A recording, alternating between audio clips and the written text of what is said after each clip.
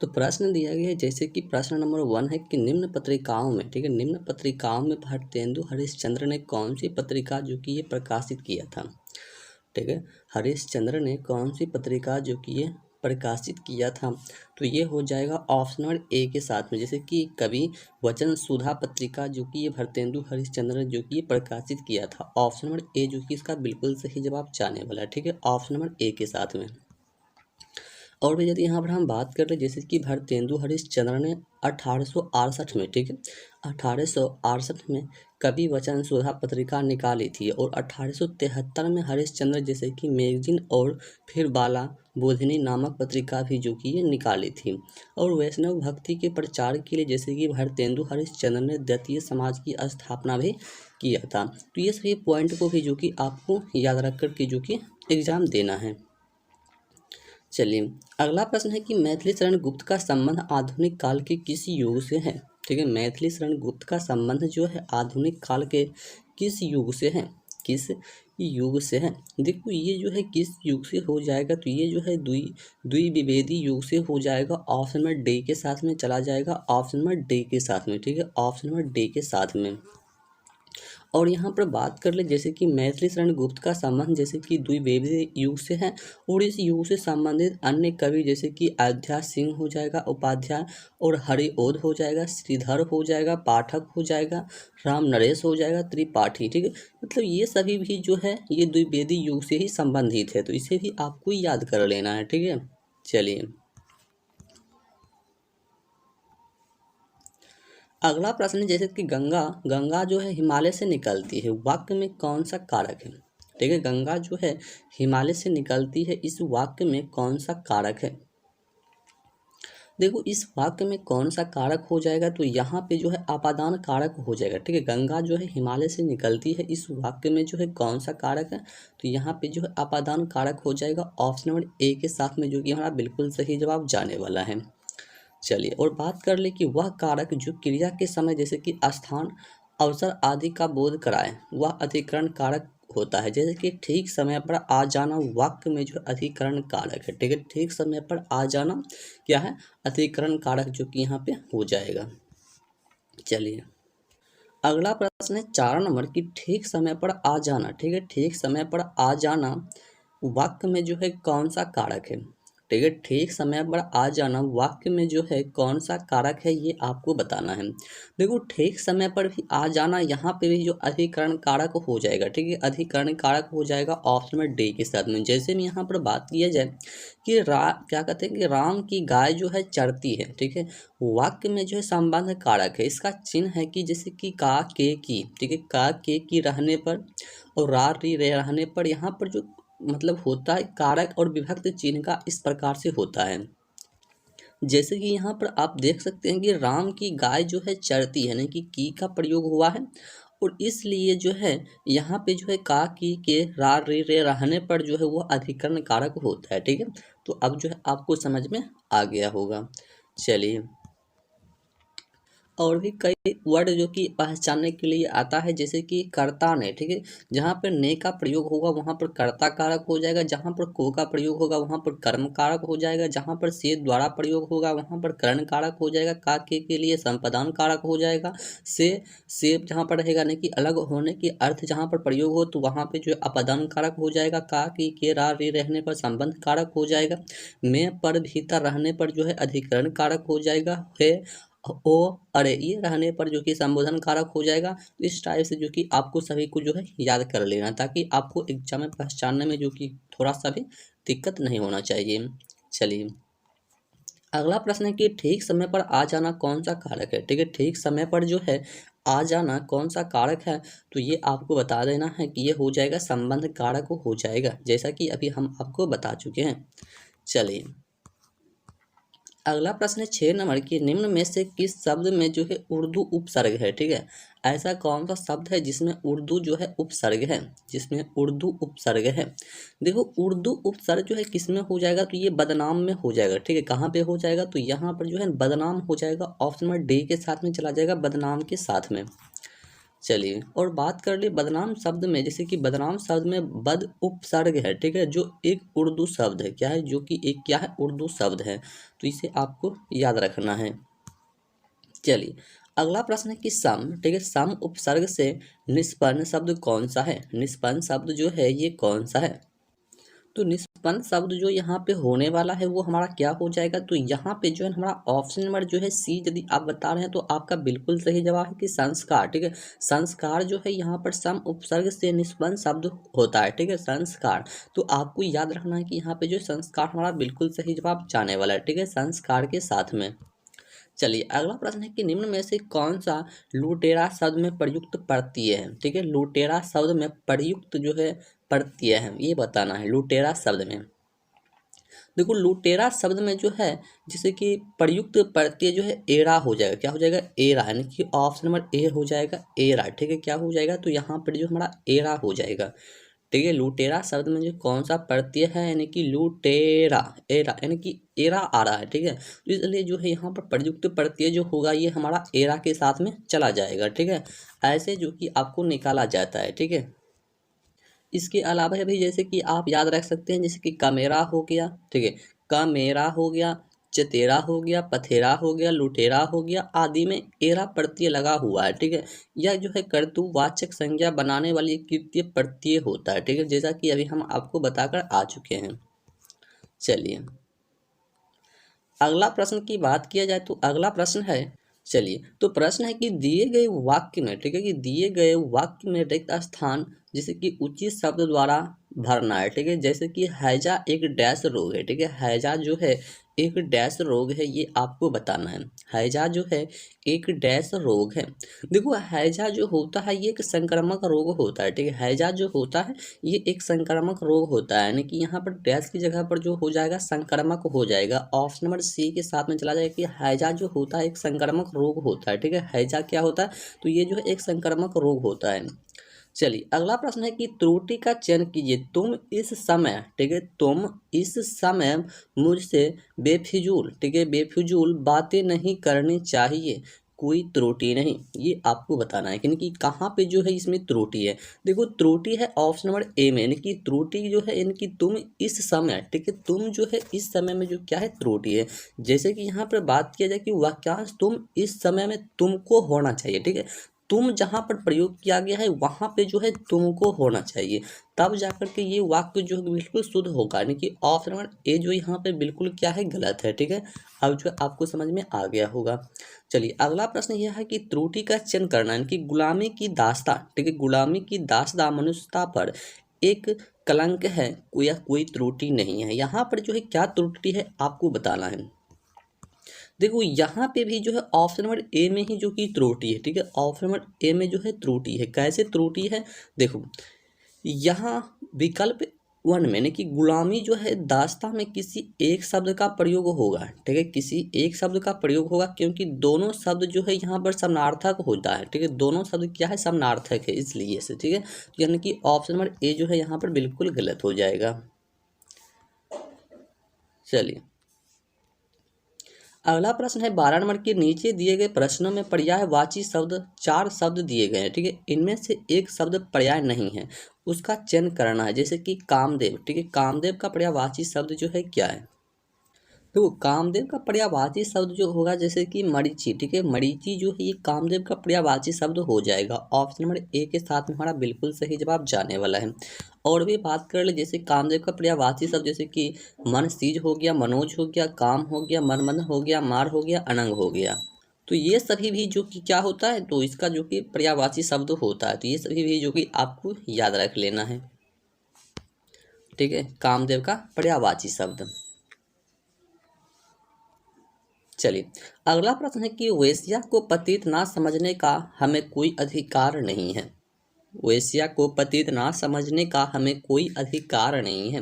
देखो, यहाँ पे जो कोई अधिकार नहीं है, यानी कि वरांगना हो जाएगा, ये ऑप्शन नंबर बी के साथ में चला जाएगा, क्योंकि वरांगना, ठीक है, ऑप्शन नंबर बी के साथ में हो जाएगा कि वेश्या को पतित ना समझने का कोई हमें अधिकार नहीं है, यानी कि औरंगना हो जाएगा ऑप्शन नंबर बी के साथ में। और बात कर ले कि दिए गए वाक्यांश में रेखांकित शब्द जैसे कि वेश्या का पर्यायवाची वीरांगना होता है, ठीक है, जबकि अन्य शब्दों का यह अर्थ नहीं होता है, ठीक है, अन्य शब्दों को क्या है यहाँ पे अर्थ नहीं हो जाएगा, ठीक है। चलिए अगला प्रश्न बताना है कि कमल का पर्यायवाची शब्द क्या होता है, ठीक है, कमल का पर्यायवाची शब्द जो है ना आपको बताना है। देखो कमल का पर्यायवाची शब्द जैसे कि जलज, ठीक है, जलज जो है ये कमल का ही पर्यायवाची शब्द होता है, जलज ऑप्शन नंबर ए के साथ में चला जाएगा। और यहाँ पे बात कर ले जैसे कि पदम, पंकज, नीरज, सरोज, जलज, कंज, राजीव, अरविंद, सतल, अम्बुज, सरसी, नलिन, पुष्कर और क्या कहते हैं पुंडरीक, ये सभी भी जो है इसका पर्यायवाची शब्द होता है कमल का, ठीक है। देखो एग्जाम में कुछ भी पूछ सकता है, इसलिए टोटल को जो है ना आपको ध्यान में रखना है, ठीक है, ये सभी जो है कमल का ही पर्यायवाची शब्द होता है। चलिए अगला प्रश्न की बात किया जाए तो अगला प्रश्न जैसे कि आभरण का पर्यायवाची शब्द क्या होगा, ठीक है, आभरण, आभरण का पर्यायवाची शब्द जो है ये क्या होता है, आभरण का पर्यायवाची शब्द जो है ये क्या होता है। देखो आभरण का पर्यायवाची शब्द जैसे कि आभूषण, क्या होता है आभूषण, आभरण का पर्यायवाची शब्द होता है ये आभूषण होता है, यानी कि ऑप्शन नंबर डी के साथ में हमारा बिल्कुल सही जवाब हो जाएगा आभूषण। देखो आभूषण का मतलब होता है कि गहना, अलंकार, भूषण, विभूषण, जोएर और उसके बाद आभरण, ये सही जो कि इसका होता है आभूषण का, यानी कि आभूषण जो यहाँ पे हमारा बिल्कुल सही जवाब हो जाएगा आभूषण के साथ में। चलिए अगला प्रश्न है कि सूर्य का पर्यायवाची शब्द नहीं है, यानी कि सूर्य का पर्यायवाची नहीं शब्द है, यानी कि ये बताना है सूर्य का पर्यायवाची शब्द जो है ये नहीं है। देखो सूर्य का पर्यायवाची शब्द जैसे कि महेंद्र नहीं होगा, जैसे कि दिनकर, दिवाकर, सूरज ये सभी होगा, लेकिन महेंद्र जो है यहाँ पर सूर्य का पर्यायवाची शब्द बिल्कुल नहीं होने वाला है, ऑप्शन नंबर डी के साथ में हमारा चला जाएगा। देखो महेंद्र, महेंद्र जो होता है महेंद्र ये जो है इंद्र का पर्यायवाची शब्द होता है, ठीक है, महेंद्र जो है किसका पर्यायवाची शब्द है तो ये जो है इंद्र का पर्यायवाची शब्द होता है महेंद्र, ठीक है, तो इसे भी आपको याद रखना है, ठीक है, इंद्र का पर्यायवाची शब्द क्या होता है महेंद्र होता है। चलिए अगला प्रश्न कि इनमें स्वर्ग का पर्यायवाची कौन सा नहीं है, ठीक है, स्वर्ग का पर्यायवाची शब्द जो है यहाँ पे कौन सा नहीं है ये आपको बताना है, ठीक है, स्वर्ग का पर्यायवाची शब्द जो है कौन सा नहीं है तो गौ, ठीक है, गौ जो है यहाँ पे नहीं होगा, ठीक है, गौ जो है यहाँ पर स्वर्ग का पर्यायवाची शब्द बिल्कुल नहीं होने वाला है गौ, ठीक है, ऑप्शन नंबर सी के साथ में चला जाएगा। देखो स्वर्ग के पर्यायवाची शब्द जैसे कि क्या कहते हैं त्रिदशालाएं, त्रिदेव, नाक, दयो, दियाधाम, उसके बाद परमाधाम, सुरलोक, देवलोक, गौ, स्वर का पर्यायवाची शब्द जो है ये नहीं होगा, बल्कि गाय का पर्यायवाची शब्द जो कि जैसे गाय का अन्य पर्यायवाची शब्द जैसे कि धेनु, सुरभि, भद्रा, रोहिणी आदि, तो यानी कि गौ जो होता है ये हमारा गाय का पर्यायवाची शब्द होता है, ठीक है, गाय का पर्यायवाची शब्द क्या होता है गौ होता है। इसके अलावा भी जैसे कि धेनु, सुरभि, भद्रा, रोहिणी आदि ये सभी भी जो कि गाय का ही पर्यायवाची शब्द होता है, ठीक है। चलिए अगला प्रश्न आपको बताना है कि नेत्री शब्द जैसे कि का पुल्लिंग रूप क्या है, ठीक है, नेत्री शब्द का पुल्लिंग रूप जो है क्या है, नेत्री शब्द का पुल्लिंग रूप आपको बताना है, ठीक है, नेत्री शब्द का पुल्लिंग रूप जो है ये क्या होगा। देखो नेत्री शब्द का पुल्लिंग रूप जो यहाँ पे होगा वो नेता हो जाएगा, ठीक है, नेत्री शब्द का पुल्लिंग रूप जो होगा यहाँ पे नेता हो जाएगा, ऑप्शन नंबर ए के साथ में हमारा बिल्कुल सही जवाब हो जाएगा कि नेत्री शब्द का पुल्लिंग रूप जो हो जाएगा ये हमारा नेता के साथ में चला जाएगा। देखो नेत्री, नेत्री शब्द का पुल्लिंग रूप ही नेता होता है, ठीक है, नेत्री शब्द का पुल्लिंग रूप ही क्या होता है नेता होता है। चलिए अगला प्रश्न है कि निम्नलिखित में से कौन सा स्त्रीलिंग रूप है, यानी कि ऐसा कौन सा शब्द है जो कि वो स्त्रीलिंग रूप का है, ऐसा कौन सा शब्द है जो कि वो स्त्रीलिंग रूप का है। देखो स्त्रीलिंग रूप का जैसे कि वेदना, ठीक है, वेदना जो होता है ये स्त्रीलिंग रूप है, ठीक है, वेदना जो है ये स्त्रीलिंग रूप हो जाएगा ऑप्शन नंबर ए के साथ में। चलिए अगला प्रश्न है कि ओम को किस तरह का स्वर कहा जाता है, ठीक है, ओम को किस तरह का स्वर जो है कहा जाता है, ओम को किस तरह का स्वर जो है कहा जाता है ये आपको बताना है। देखो ओम को किस तरह का स्वर कहा जाता है तो ये आपको याद रखना है कि जैसे कि क्या बोलते हैं प्लुत स्वर, क्या बोलते हैं उसको हम लोग प्लुत स्वर बोलते हैं। ओम को किस तरह का स्वर कहा जाता है तो ओम को जो है प्लुत स्वर कहा जाता है, यानी कि ऑप्शन में बी के साथ में हमारा बिल्कुल सही जवाब हो जाएगा कि ओम को जो है प्लुत स्वर कहा जाता है, ठीक है, ओम को क्या कहा जाता है प्लुत स्वर कहा जाता है, ऑप्शन में बी के साथ में हमारा बिल्कुल सही जवाब जाने वाला है। और यहाँ पे बात कर ले जैसे कि ओम को पलु स्वर कहा जाता है जिन वर्णों के उच्चारण में दीर्घ स्वर से अधिक समय लगता है, ठीक है। दीर्घ स्वर से अधिक समय लगता है अर्थात 3 मात्राओं का समय लगता है, उन्हें प्लुत स्वर कहा जाता है। इसलिए इसे जो है जिसे त्रैमासिक स्वर भी कहते हैं। इसे 3 रूप में लिख भी सकते हैं, ठीक है। तो ये सभी जो कि होता है, ठीक है।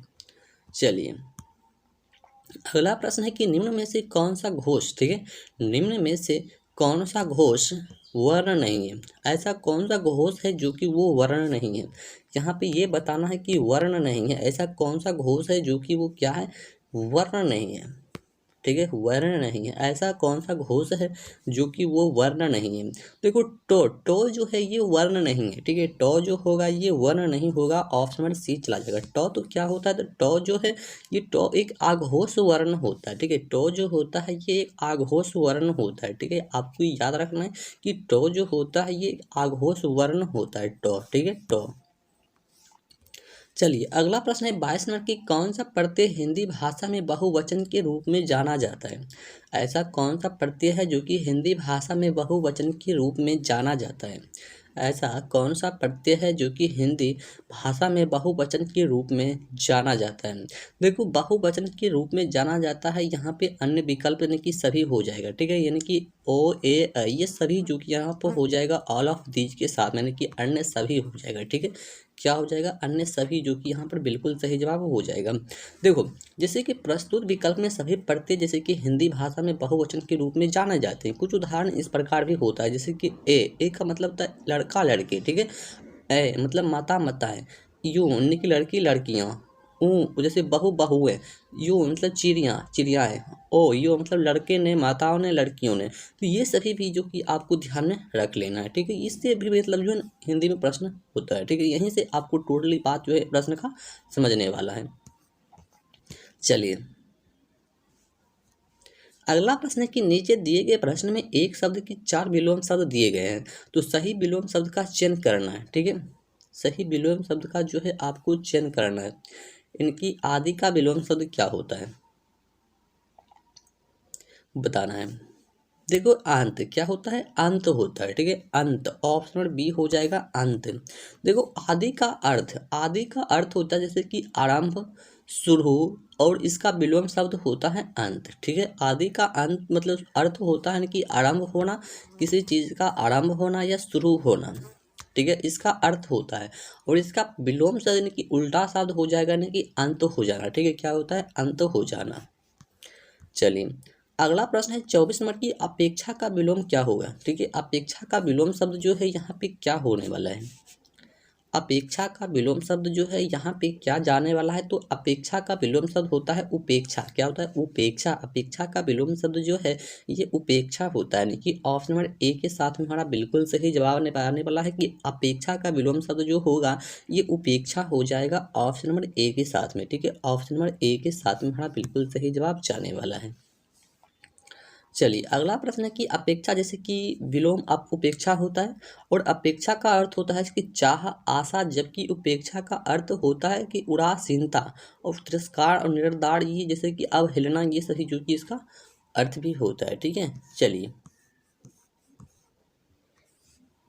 अगला प्रश्न है कि निर्देश नीचे दिए गए प्रश्नों में अशुद्ध वर्तनी का विकल्प जो है आप कौन सा है ये आपको बताना है, ठीक है। कि नीचे दिए गए प्रश्न है जैसे कि अशुद्ध वर्तनी वाला विकल्प जो है आपको चूज करना है, यानी कि अशुद्ध वर्तनी वाला विकल्प जो है यहाँ पे कौन सा हो जाएगा। देखो अशुद्ध क्या बोलते हैं, अशुद्ध वर्तनी वाला विकल्प जैसे कि व्यवसायिक, क्या है, व्यवसायिक जो है यही क्या हो जाएगा, अशुद्ध वर्तनी वाला हो जाएगा, ठीक है। अशुद्ध यानी कि अशुद्ध वर्तनी वाला जो हो जाएगा व्यवसायिक ही हो जाएगा, ऑप्शन नंबर ए के साथ में चला जाएगा। देखो अहि आवश्यकता और अलाप शब्द का वर्तनी शुद्ध, जैसे कि जबकि व्यवसायिक हो गया शब्द की वर्तनी अशुद्ध है, इसकी शुद्ध वर्तनी जैसे कि व्यवसायिक होगा, ठीक है। ऐसे होना चाहिए था व्यवसायिक, जैसे कि यहाँ पर आप लोग देख सकते हैं ऐसे होना चाहिए, लेकिन ऐसा नहीं दिया गया है, तो इसलिए जो कि ये अशुद्ध रूप हो जाएगा। चलिए अगला प्रश्न है 26 नंबर के नीचे प्रश्न में 4 शब्द दिए गए हैं, जिनमें से एक की वर्तनी शुद्ध है, वही विकल्प आपका उत्तर होगा, यानी कि शुद्ध वर्तनी को जो है आपको चूज करना है। देखो बीपीएससी का यानी कि हिंदी है, ठीक है। इसमें हिंदी आपको टफ देखने को मिल ही सकता है, इससे आपको घबराना नहीं है, ठीक है। चलिए तो यहाँ पर जो क्या हो जाएगा, तो यानी कि शुद्ध वर्तनी आपको चूज करना है, यानी कि त्रिदोष। ठीक है, त्रिदोष जो होता है ये शुद्ध वर्तनी होता है। ठीक है, त्रिदोष, ऑप्शन नंबर ए हो जाएगा त्रिदोष। चलिए और बात कर ले त्रिदोष। देखो त्रिदोष यानी कि शुद्ध वर्तनी रूप में जिसका अर्थ होता है वाट पीत कफ, ये 3 दोष जैसे कि काम क्रोध लाभ लोभ। ठीक है, काम क्रोध लाभ यानी कि ये सभी होता है इसका अर्थ। चलिए अगला प्रश्न है 27 नंबर की, गले के नीचे उतरना मुहावरों का अर्थ क्या होता है। गले के नीचे उतरना मुहावरों का अर्थ जो है ये क्या हो जाएगा। गले के नीचे उतरना मुहावरों का अर्थ जो है ये क्या हो जाएगा। देखो गले का पीछे उतरना मुहावरों का अर्थ हो जाएगा कि समझ में आना। क्या हो जाएगा, समझ में आना। गले के नीचे उतरना मुहावरों का अर्थ जो है ये हो जाएगा कि समझ में आना, यानी कि ऑप्शन नंबर डी के साथ में चला जाएगा। देखो गले ना उतरना, गले ना उतरने का अर्थ जैसे कि बात का जांचना, फलता स्वीकार ना होना, प्रयोग मेरी बात उनके गले नहीं उतरेगी। ठीक है, तो ये सही जो कि आपको ध्यान में रख लेना है। चलिए अगला प्रश्न है कि निम्नलिखित मुहावरा और युक्तियों के लिए सही विकल्प चुनिए। आकाश से बातें करना, आकाश से बातें करना यानी कि मुहावरा आपको बताना है। आकाश से बातें करना यानी कि आकाश से बातें करना यानी कि बहुत ऊंचा होना। ठीक है, आकाश से बातें करना यानी कि बहुत ऊंचा होना, यानी कि ऑप्शन नंबर बी के साथ में चला जाएगा कि आकाश से बातें करना क्या हो जाएगा इसका मुहावरा, तो बहुत ऊंचा होना, यानी कि ऑप्शन नंबर बी के साथ में चला जाएगा। देखो आकाश से बातें करने का अर्थ है कि बहुत ऊंचा होना, जैसे कि मुंबई की इमारतें तो आकाश में बातें करती हैं। ठीक है, चलिए अगला प्रश्न है कि चांद पर थूकना मुहावरों का अर्थ निम्न में से क्या है। चांद पर थूकना मुहावरों का अर्थ जो है ये क्या होता है। चांद पर थूकना मुहावरों का अर्थ जो है ये क्या होता है। चांद पर थूकना मुहावरों का अर्थ जो है ये क्या होता है। देखो चांद पर थूकना मुहावरों का अर्थ होता है कि निर्दोष पर दोष लगाना। ठीक है, निर्दोष पर दोष लगाना। ठीक है, चांद पर थूकना मुहावरों का अर्थ जो होता है ये निर्दोष पर दोष लगाना, ऑप्शन नंबर सी के साथ में चला जाएगा, यानी कि निर्दोष पर दोष लगाना। देखो चांद चांद पर थूकना मुहावरों का अर्थ निर्दोष पर दोष लगाना ही होता है। ठीक है, चलिए अगला प्रश्न है जो कि लास्ट प्रश्न है कि निम्नलिखित मुहावरों तथा लोकोक्तियों के अर्थ स्पष्ट करने के लिए 4 विकल्प दिए गए। प्रत्येक मुहावरे अथवा लोकोक्ति हेतु उपयुक्त विकल्प चुनिए। जैसे कि उपाय वही सफलता और श्रेष्ठ है जिसका लोहा विरोधी को भी मारना पड़े, जिसका लोहा विरोधी को भी मारना पड़े। ठीक है, लास्ट प्रश्न तो आपको यहाँ पर ही देखने को मिल जाता है कि उपाय वही जो और श्रेष्ठ है जिसका लोहा विरोधी को भी मारना पड़े। तो यहाँ पर कि विरोधी को भी मारना पड़े कि जादू वही जो सिर ढककर बोले। ठीक है, जादू वही जो सिर ढककर बोले, यही जो कि इसका सही आंसर हो जाएगा, जादू वही जो सिर ढककर बोले। ठीक है, तो यहाँ पर जो हमारा बिल्कुल सही जवाब हो जाएगा ऑप्शन नंबर ए के साथ में। ठीक है, तो आपको जो है ये वीडियो कैसा लगा है कमेंट बॉक्स में जरूर बताइएगा, और किसी भी प्रकार का कहीं पर भी प्रश्न में डाउट हो जाए तो कमेंट बॉक्स में जरूर बताइएगा। तो चलिए मिलते हैं नेक्स्ट वीडियो में, तब तक के लिए जय हिंद।